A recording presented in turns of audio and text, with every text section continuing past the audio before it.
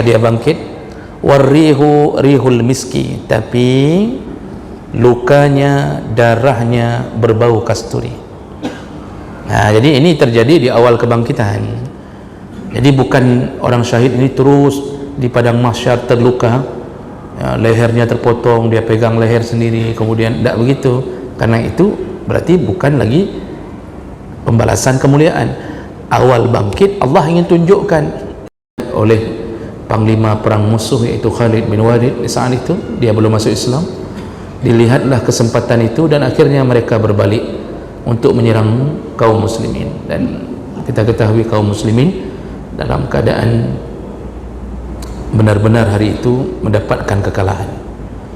Jadi begitu contoh yang Allah berikan, padahal mereka tidak durhaka pada Nabi, hanya tidak taat. Makanya ini menjadi pelajaran hidup. Semua yang tidak taat pada perintah Nabi atau larangan Nabi. Assalamualaikum warahmatullahi wabarakatuh. Banyak sekali pertanyaan jamaah, Ustadz kasih kami channel untuk kajian anak-anak muda. Di antara anak muda berasal dari Aceh, luar biasa, channelnya Maulizul Akbar Nak. Tonton, subscribe, like, share, komen. Assalamualaikum warahmatullahi wabarakatuh.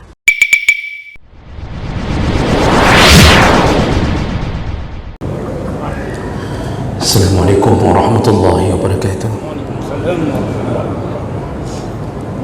Alhamdulillahi rabbil alamin, hamdan katsiran tayyiban mubarakan fihi. Asyhadu an la ilaha illallah wahdahu la syarika lah, wa asyhadu anna Muhammadan abduhu wa rasuluhul karim. Allahumma salli wa sallim ala nabiyyina al-Mustafa Muhammadin wa ala alihi wa ashabihi ajma'in, amma ba'd.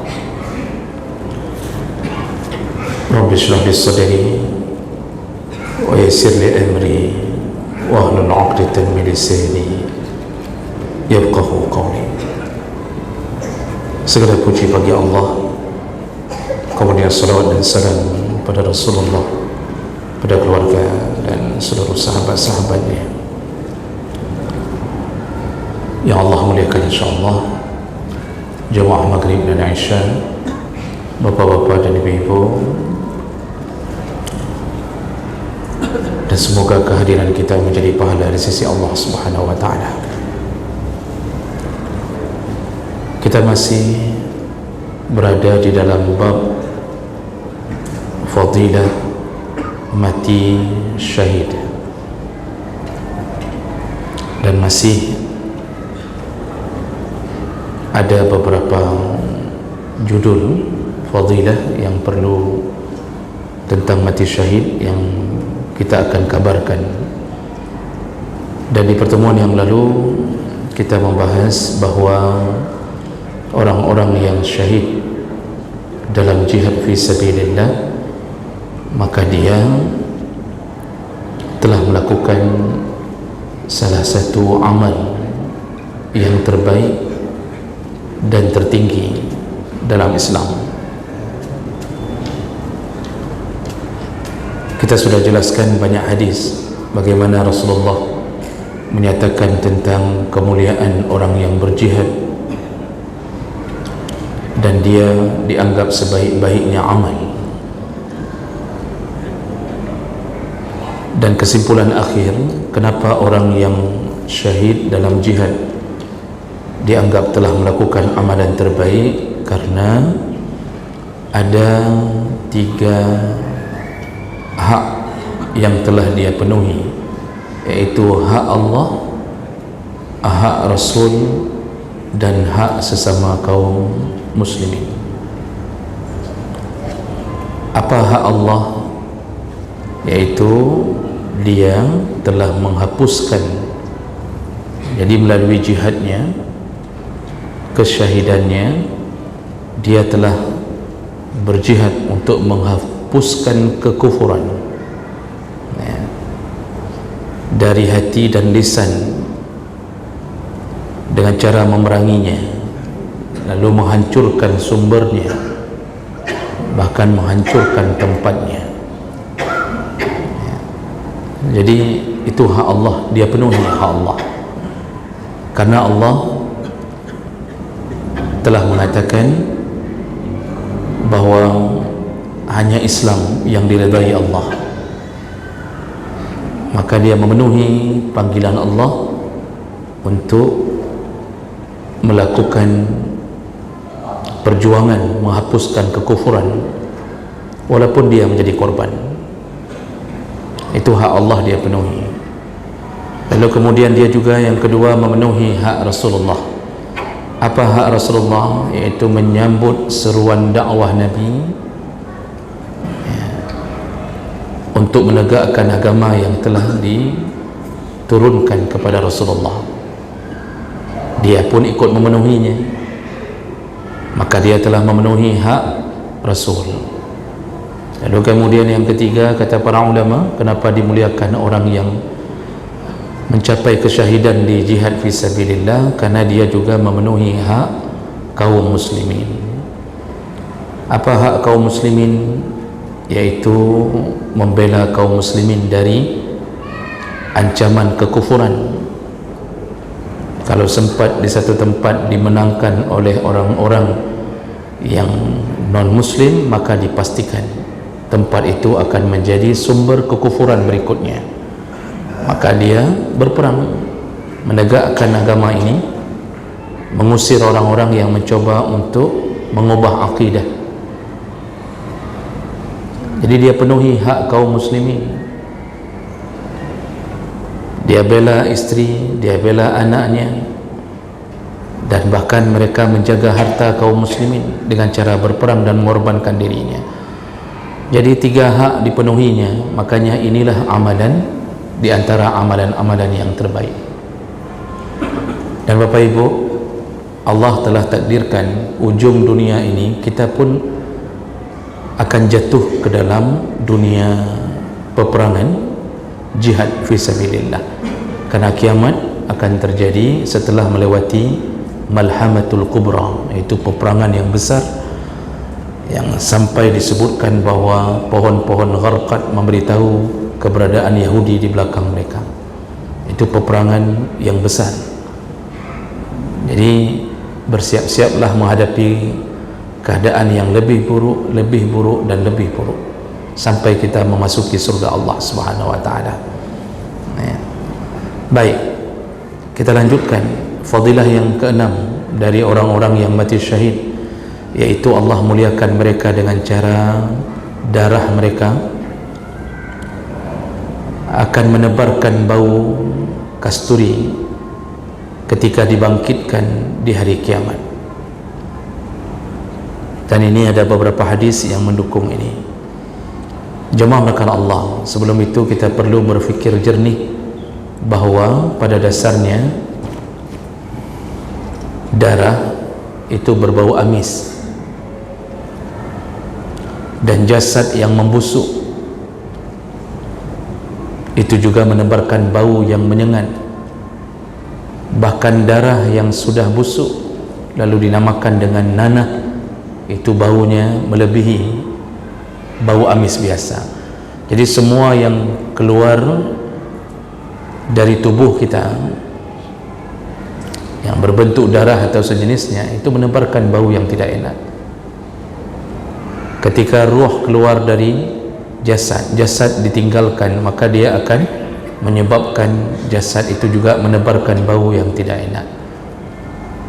Tapi ternyata Allah pilih di antara hamba, yaitu orang-orang yang dimuliakan, jasadnya tidak berbau, bahkan darahnya menebarkan bau aroma minyak wangi kasturi. Siapa mereka? Yaitu orang-orang yang mati di jalan Allah. Dan ini tidak diberikan kepada amalan-amalan yang lain. Maka tidak ada jaminan orang salat bahwa tubuhnya akan berbau wangi walaupun dia ahli salat. Dan tidak ada jaminan pada orang yang meninggal dalam keadaan berpuasa mendapatkan fadilah itu. Tapi Allah berikan kepada orang-orang yang mempertahankan agama agar orang lain bisa salat bisa puasa, bisa menjalankan agama. Dia merelakan darahnya demi menegakkan agama dan syariat. Itu kemuliaan bagi orang-orang syahid. Makanya beberapa hadis menyebutkan masalah itu. Di antaranya hadis riwayat Ahmad dengan derajat yang sahih dari Jabir bin Abdullah anin Nabi sallallahu alaihi wasallam annahu qala, Rasulullah berkata, fi qatla Uhud, yaitu tentang korban perang Uhud. Korban perang Uhud. Kita tahu bahwa perang Uhud ini perang yang menjadi ujian bagi kaum muslimin, bahwa korban dari pihak muslimin mencapai 70, ada yang mengatakan 72 orang, dan itu diawali dengan ketidaktaatan pada Nabi oleh kelompok pemanah. Kelompok pemanah sudah dinasihatkan oleh Nabi, jangan lari dari tempat atau jangan keluar dari tempat yang telah dibuat strategi oleh Nabi sampai benar-benar kemenangan itu dicapai. Ternyata 50 orang yang dijadikan sebagai kelompok pemanah begitu melihat pasukan musuh dianggap kalah dan meninggalkan banyak sekali ghanimah, pembendaraan perang, mereka tergiur, lalu mereka turun meninggalkan tempatnya. Di saat itulah dilihat oleh panglima perang musuh, yaitu Khalid bin Walid. Di saat itu dia belum masuk Islam. Dilihatlah kesempatan itu dan akhirnya mereka berbalik untuk menyerang kaum muslimin, dan kita ketahui kaum muslimin dalam keadaan benar-benar hari itu mendapatkan kekalahan. Jadi begitu contoh yang Allah berikan, padahal mereka tidak durhaka pada Nabi, hanya tidak taat. Makanya ini menjadi pelajaran hidup. Semua yang tidak taat pada perintah Nabi atau larangan Nabi, tunggu kehancuran hidupnya. Orang tidak percaya.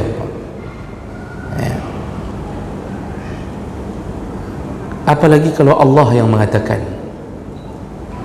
Orang tidak percaya bahwa yang memakan riba itu hancur hidup, tidak percaya. Padahal Allah sudah mengatakan, yamhaqullahu riba, yang bergaul dengan dunia riba, yamhaq, pasti hancur.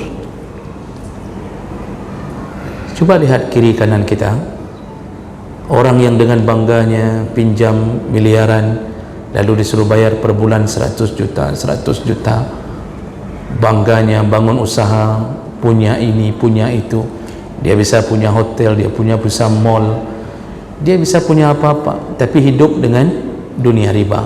Apa yang terjadi? Tidak lama, 3 tahun, 4 tahun, semua habis, bangkrut satu persatu, bahkan kemudian bercerai dengan istrinya, anak-anaknya, kemudian kehidupan mereka porak-poranda, hancur satu-satu. Cuma orang tidak percaya dengan kalimah Allah, tidak taat pada Nabi, itu meninggalkan kehancuran hidup. Sebaliknya yang taat tetap mulia, tetap mulia, walaupun hidupnya di dunia nampak zahirnya miskin, tapi tetap tidak pernah mengalami kehancuran. Dan itu sudah banyak terjadi. Saya sudah pernah cerita mungkin ke Bapak, ada orang yang sibuk dengan riba. Ini pengusaha besar.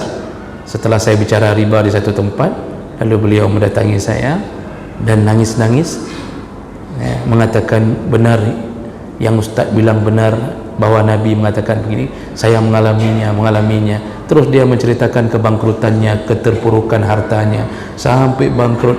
Nangis, Pak. Ya, saya cuma mau bilang apa? Paling saya bilang ya mudah-mudahan istiqamah, taubatlah, jangan lagi terulang. Belum sampai setahun saya sudah dengar, rupanya kagak mulai hilang. Habis mulai hilang, selang beberapa bulan ditipu lagi berulang-ulang, akhirnya hancur hidupnya, hancur. Tidak ada yang bisa diandalkan. Maka ini contoh, jangan sampai melawan Nabi SAW. Rasulullah kemudian mengatakan tentang kondisi orang-orang yang syahid di perang Uhud ini. Apa kata Rasulullah? La taghsiluhum, ini jenazah-jenazah ini itu jangan dimandikan, jangan dimandikan, kata Nabi. Fa inna kulla jurhin atau kulla dammin yaqumu miskan yaumal qiyamah. Ini jangan dimandikan, kata Nabi. Ini langsung kuburkan dengan darah dan bajunya yang berkubang darah. Kenapa? Kata Rasulullah, nanti setiap luka dan setiap darah yang keluar dari luka-luka tubuh ini, maka nanti di hari kiamat dia akan berubah menjadi miskan, menjadi bau misik, bau kasturi yaumal qiyamah. Walam yusalli alaihim, dan kemudian mereka tidak disolatkan. Namun ada hadis yang disolatkan adalah Hamzah bin Abdul Muttalib. Dan ini menjadi salah satu dalil bahawa Allah memuliakan orang-orang yang mati di medan perang. Walaupun terjadi kesalahan, tapi mereka tentu tidak dihinakan Allah dengan kesalahan itu. Kan tadi karena terjadi kesalahan, tapi tidak dihinakan karena mereka niat awalnya memang ingin membela agama, itu lebih disanjung Allah dan diampunkan dosa-dosanya. Walaupun itu terjadi kesalahan yang walaupun fatal akibatnya, tapi bukanlah dianggap sebagai pengingkaran terhadap akidah. Ada juga orang yang berkata, ni orang Islam ni aneh, setelah berperang malah merampok hasil harta dari musuh, atau disebut dengan ghanimah. Itu ada yang menuduh seperti itu. Kan karena dalam Islam begitu selesai perang, apa yang ditinggalkan oleh musuh, kudanya, pedangnya, perisainya, bahkan kalau ada uang-uang itu semua diangkut menjadi harta ghanimah. Ada yang mengatakan Islam kok merampok, maunya kan kembalikanlah, kalau gentleman itu kan kembalikan, jangan diambil. Kita mau jawab apa, Pak? Apakah seburuk itu Islam?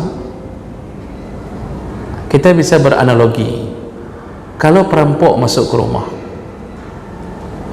membawa senjata, lalu kemudian atau pencuri membawa peralatan, ya, dia bawa parang, dia bawa macam model, Pak, dia bawa gergaji mungkin, obeng, palu, lengkap. Lalu ketika kita berhasil mengusirnya, dia pergi, apakah kita akan mencari pencuri itu untuk mengembalikan obeng, palu dan gergajinya? Kita cari di mana-mana, pengumuman kita buat, tolong yang mencuri di rumah saya tolong kembali, ya, obengmu tertinggal, palumu tertinggal, akan kami kembalikan. Mana ada itu ceritanya. Itu sudah sah milik kita. Untuk apa? Untuk melemahkan kejahatannya. Maka mengambil harta kafir setelah terjadi perang itu untuk melemahkan kafir agar tidak mengulangi peperangannya. Masa kita kembalikan, ayolah, ini kita jantan nih, ini kembalikan, ambil kembali. Habis ambil kembali, diperanginya kita lagi, Pak. Maka cara melemahkan adalah ambil hartanya, musnahkan hartanya. Makanya saya berulang-ulang mengatakan boikot itu salah satu cara untuk menghancurkan kafir. Apa dah pegah boikot, kena boikot ke dia. Di bandar Pak KFC sudah penuh kembali. Maka sebagaimana perasaan kita terhadap mukmin, tidak ada rasa, tidak ada, begitulah Allah akan membuat balasannya kepada kita sendiri nanti. Tetap berjuang dengan boikot. Kecuali memang kita tidak bisa menghindar. Ya, contohnya hidup kita mudarat, tidak bisa makan kecuali ayam KFC misalnya. Kalau makan ayam lain kita mencret, kemudian take ule, kemudian mungkin dari kecil kita udah KFC sehingga tidak bisa makan udang, tidak bisa ikan, tidak bisa, tidak ada alternatif. Itu mudarat. Kalau itu sudah boleh melakukannya dalam kondisi seperti itu. Banyak pertanyaan yang diajukan ke kami, yaitu orang-orang tua yang hari ini mengkonsumsi anaknya mengkonsumsi susu yang menolong Yahudi. Susu apa yang tolong Yahudi? SGM. SGM. Jadi banyak pertanyaan, Ustaz, bagaimana kami ini, anak kami sudah kami coba yang bukan punya Yahudi, rupanya tak bisa, langsung sakit perut, mencret macam-macam. Ini memang anak ni memang sudah menyatu dengan Yahudi. Contoh barang.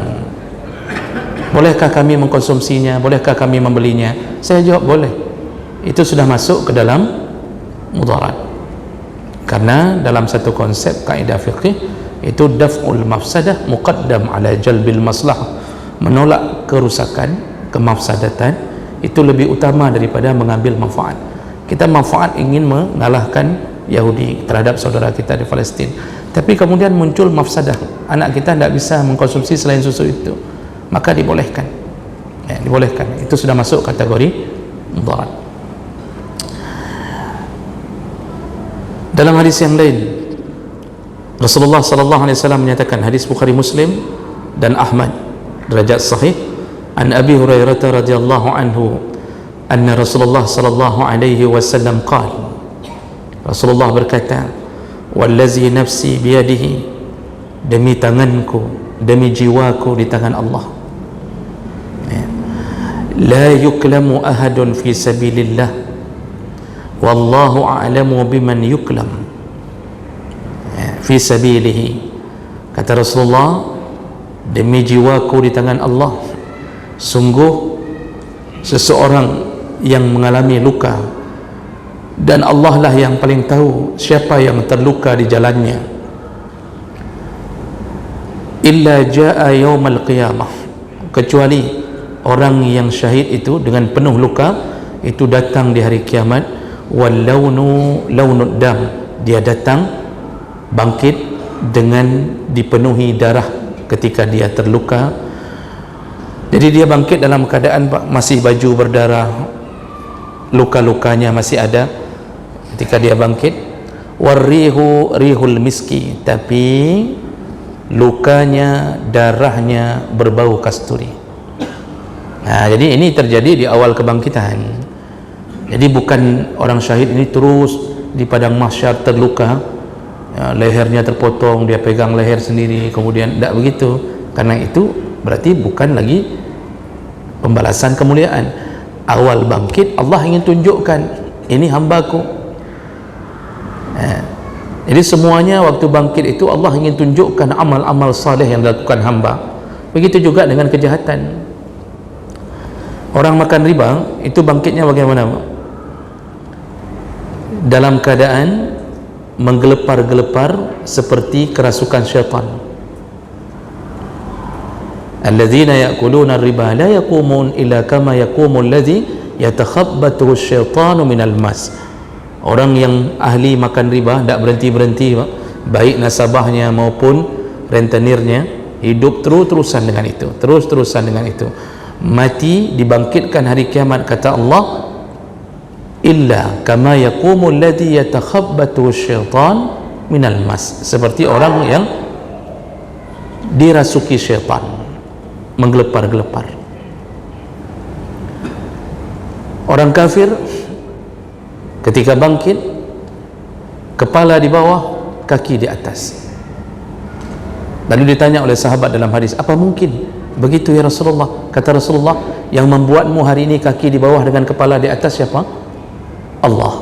Maka mudah bagi Allah membalikkan kepala ke bawah, kaki di atas. Jadi disiksa Allah, menyeret-nyeret wajah, menyeret-nyeret wajah, dihinakan benar oleh Allah. Maka orang beramal saleh juga begitu, yang meninggal di waktu ihram, kata Rasulullah, maka disuruh bungkus, dikafankan dengan baju ihramnya, dengan kain ihramnya, karena dia nanti bangkit. Jadi tidak boleh kasih minyak wangi, sebagaimana orang ihram tidak boleh pakai minyak wangi. Dibangkitkan Allah dalam keadaan memakai baju ihram itu, lalu mulutnya bertalbiyah. Begitu kata Nabi dalam hadis yang sahih. Jadi disesuaikan dengan amal saleh. Orang-orang yang muazzin di dunia, maka dibangkitkan Allah dalam keadaan lehernya dipanjangkan. Kenapa? Allah ingin tunjukkan, inilah tenggorokan yang dulu berseru untuk memanggil-manggil nama aku. Itu semua dimuliakan Allah. Orang syahid dinampakkan Allah, inilah hambaku yang berdarah karena membela agama yang diturunkan Allah. Lalu darahnya tentu bukan lagi hal yang menakutkan di waktu itu, malah menebarkan bau kasturi. Kasturi itu Pak, kasturi surga, bukan kasturi dunia. Kasturi dunia itu pakai jam 4, jam 4.15 sudah tidak ada lagi baunya. Bapak boleh beli malaikat subuh, malaikat siang, malaikat sore, malaikat pagi, malaikat malam, pakai cilet 15 menit, mas datang ke masjid, belum sampai ke masjid sudah hilang baunya, walaupun ditulis kasturi, ditulis, tapi bekasannya cuma sebentar. Kasturi surga adalah bau surga. Kata Nabi, bau surga itu 40 tahun lagi kita akan menuju ke pintu surga, ini baunya sudah terasa dari sini. Begitu dahsyatnya wangi surga, ya. Makanya orang yang syahid diberikan kelebihan itu, ya. Makanya orang-orang terdahulu itu begitu mendengarkan hadis-hadis, tentu mereka tahu hadis-hadis ini karena mereka berhadapan langsung dengan Nabi. Ini semua janji-janji Allah dan Nabi, mereka masuk ke kepala, langsung ke hati, dan tidak pernah keluar dalam keraguan. Makanya berjihad di masa dulu seperti orang kelaparan merindukan makanan, tidak ada takutnya, tidak ada ragunya, terjun langsung, sudah mati ya matilah, yang penting kita bela agama. Menang tidak mesti, yang penting bela agama, karena syahid itu tidak mesti menang. Orang perang Uhud kalah, tapi tetap dimuliakan Allah Subhanahu wa ta'ala. Nah, ini hari ini kalau kita menanyakan kepada orang-orang yang tidak terbiasa menghadapi konflik perang, itu akan sedikit terasa keraguan dan ketakutan. Ini kita aman Pak, kita hidup nyaman. Bukan kalau kita seandainya ditawarkan sekarang ni mau syahid nak, mau ke sana kita kirim ke sana, enggak, itu enggak semua mau, karena dia akan banyak pertimbangan. Bagaimana istrinya, apalagi yang baru kahwin, itu masih membayangkan masa depan, angan-angan Pak nanti akan begini. Yang punya anak tentu berfikir panjang, ni siapa yang pelihara anak ini. Makanya Rasulullah mengatakan al-walad mubakhalah wa mujabbanah. Anak itu bisa membuat kita kikir, juga memunculkan rasa pengecut. Karena anak kita tidak mau banyak sedekah, karena anak kita tidak mau memenuhi panggilan jihad. Kenapa? Anak elong kiban menyolong jihad, menyamati elong jihad matang ubud kiban. Dulu orang dulu tidak begitu. Anak-anaknya semua dikorbankan, semua perang, maju semuanya. Kemudian ayah sampai ibu-ibunya itu semua ikut berkorban, semua. Kenapa? Dalam kepala mereka, untuk apa hidup lama, ini kesempatan masuk surga, daripada kita sambung hidup ada jaminan Pak. Makanya memenuhi panggilan jihad itu kerinduan orang yang memang sudah yakin di hatinya surga, pasti indah sekali hidup setelah ini Pak. Di dunia ini Pak, mau sambung hidup berapa tahun pun ujungnya mati juga. Maka kan Nabi Musa ketika ditawarkan oleh Allah dalam hadis yang sahih, kan Nabi Musa ketika sudah datang ajalnya, kan didatangkan malaikat maut. Tapi malaikat maut itu menjelma jadi manusia, lalu muncul di depan Nabi Musa. Ini hadis yang panjang, hadis sahih. Nabi Musa tanya, ada apa? Karena dia tidak pernah lihat orang ni, dia tidak tahu ni malaikat. Dan kemudian orang ini mengatakan, aku datang untuk mencabut nyawamu. Engkau siapa? Katanya aku malaikat maut. Mana Nabi Musa percaya dengan bentuk manusia? Kata Nabi Musa, baik mayang lah. Tapi bukan dengan bahasa Aceh pada waktu itu Nabi Musa, ya, baik mayang, kata Nabi Musa. Yang enggak saja bercanda sampai ke situ, karena dianggap mayang-mayang, main-main, ditampar. Dalam hadis disebut ditampar ini mereng, pipi ini mereng, dan anak mata ini hampir keluar, biji mata hampir keluar, saking kuatnya tamparan Nabi Musa. Itu malaikat. Maka Nabi yang pernah tampar malaikat itu Nabi Musa, cuma dia dalam keadaan tidak tahu bahwa itu malaikat, ya, ditampar oleh Nabi Musa, ya. Lalu malaikat ini balik menghadap Allah. Apa katanya? Ya Rabbi, wahai Tuhanku, lima arsaltani ila abdin lam yuridil mauta. Kenapa engkau kirimkan aku ke hamba yang tidak mau mati? Ini kata malaikat maut. Kenapa engkau kirimkan aku ke hamba yang belum mau mati? Lalu Allah Subhanahu wa taala mengatakan, sekarang balik ke Musa, kasih tahu sama Musa, kalau dia memang menginginkan hidup lama, suruh dia letakkan tangannya, satu genggam tangannya ini, letakkan di atas bulu binatang peliharaannya. Waktu itu disebut sapi atau lembu, disuruh letakkan. Satu bulu dianggap setahun. Orang dulu kan seberapa besar, Pak? Nabi Adam 60 hasta, 30 meter. Nabi Adam 30 meter, Pak. Kita semeter tak sampai. Maka ke Nabi Musa itu masih dekat, itu masih setengah-setengah itulah, ya, sekitaran 15 meter lah, enggak begitu. Tangannya berapa? Disesuaikan dengan badan, Pak. Itu raksasa betul kalau kita lihat hari ini. Disuruh taruh di atas sapi, satu bulu setahun kalau mau tambah umur. Itu hak Allah. Nah, itu hak Allah. Lalu malaikat datang kembali dan mengatakan, kalau engkau ingin dipanjangkan umurmu, Allah menyuruhmu begini. Kata Nabi Musa, seandainya aku dihidupkan 1000 tahun lagi, akhirnya aku mati juga. Untuk apa aku hidup 1000 tahun lagi? Sekarang cabutlah nyawa aku. Rupanya berikutnya Nabi Musa mengatakan, ya sudah, cabut saja nyawa. Untuk apa aku hidup 1000 tahun lagi? Nah, jadi ini menunjukkan bagaimana seorang Nabi berfikir hidup terlalu lama pun tak berguna. Maka ketika kita ditawarkan dengan ini ada kesempatan masuk surga, apa? Jihad. Berjihadlah. Jihad. Ya.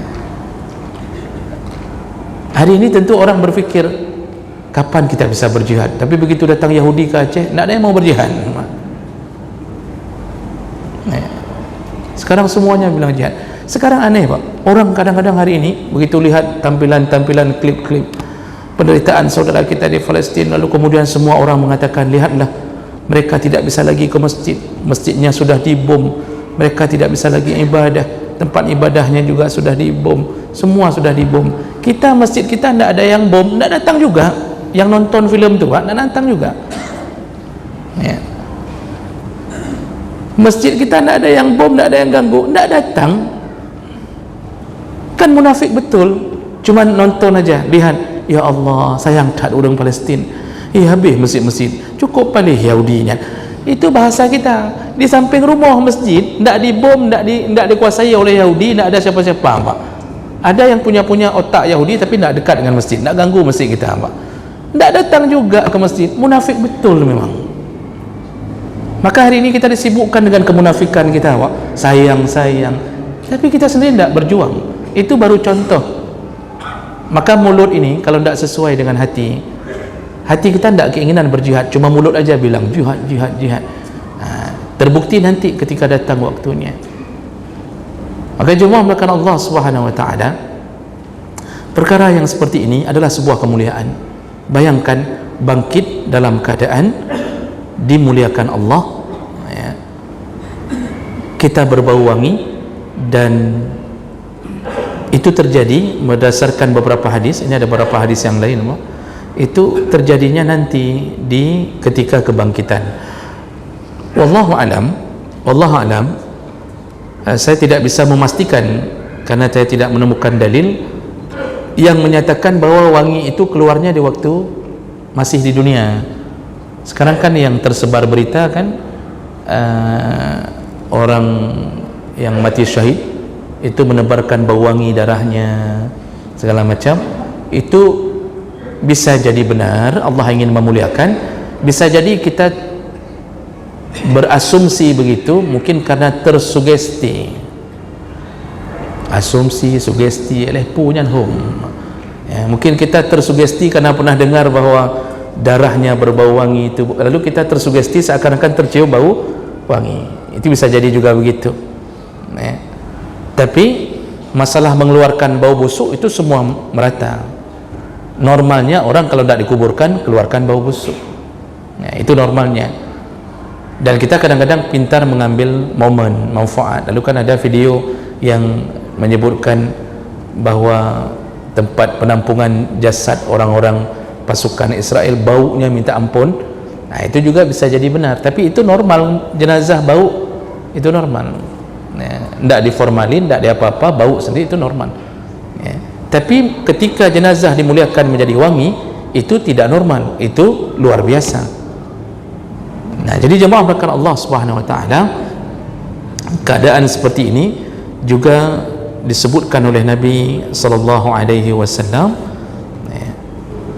melalui hadis dari Abi Hurairah juga, hadis riwayat Bukhari Muslim juga, yaitu ketika Nabi sallallahu alaihi wasallam menyebutkan tadammana Allah liman kharaja fi sabilihi, Allah menjamin barang siapa yang keluar berperang di jalannya. Ingat Pak, di jalan Allah, karena perang demi mempertahankan kesukuan itu tidak syahid. Jadi jangan pikir perang, semua perang bisa syahid. Tidak. Nabi berulang-ulang mengatakan bahwa yang syahid itu man qatala li fi sabilillah, yang berperang di jalan Allah, di jalan Allah. Berulang-ulang, ada berapa hadis Pak? Selain daripada jalan Allah, perang antar suku, perang mempertahankan suku, perang apa saja, itu tidak mudah orang mengatakannya bahwa ini syahid, tidak. Ada unsur agama tidak? Kalau tidak ada unsur membela agama, tidak disebut dengan syahid. Dan bahkan mungkin kita tertipu dengan itu. Jadi Rasulullah mengatakan Allah jamin liman kharaja fi sabilihi, orang-orang yang keluar menuju ke medan perang di jalan Allah, la yakhrujuhu illa jihadin fi sabili, enggak ada yang membuat dia keluar dari rumahnya kecuali karena ingin berjihad di jalanku, kata Rasulullah. Wa imanun bi, di jalan Allah, di jalanku maksudnya Allah. Wa imanun bi, dan beriman kepada aku. Wa tasdiqan bi rusuli, dan juga dia berjihad karena dia percaya dengan kerasulan atau dengan rasulku. Fahuwa ala dhamin, fahuwa alayya dhamin an udkhilahul jannah, maka disebutkan oleh Allah dalam hadis qudsi ini, ku jamin dia akan kumasukkan ke dalam surga. Au urji'uhu ila manzilihi allazi kharaja minhu bima nala min ajrin au ghanimah, kalaupun dia tidak mati, kata Allah, kalaupun dia tidak mati di medan perang itu, maka ku pulangkan dia ke rumahnya dalam keadaan membawa banyak pahala sekaligus membawa ghanimah, harta rampasan perang. Lalu Nabi menyambung, ini baru Nabi berkata, wallazi nafsu Muhammadin biyadihi, demi jiwaku di tangan Allah, ma min kulmin yuklam fi sabilillah, barang siapa yang terluka di jalan Allah lalu dia mati dengan luka itu, illa jaa yaumul qiyamah kahayati yaumi kulyam, maka dia datang bangkit di hari kiamat seperti keadaannya waktu terluka dibunuh itu. Jadi keadaan dia terluka waktu dibunuh itu, begitulah dia bangkit di hari kiamat. Lalu Rasulullah mengatakan launuhu launud dam, darah yang keluar tetap darah yang berwarna merah darah, jadi warna darahnya tidak berubah. Warihuhu rihul mis, tapi wanginya wangi kasturi. Jadi jemaah menekan Allah Subhanahu Wa Taala, lihatlah bahwa perjuangan di dunia ternyata ada darah yang dihargai Allah.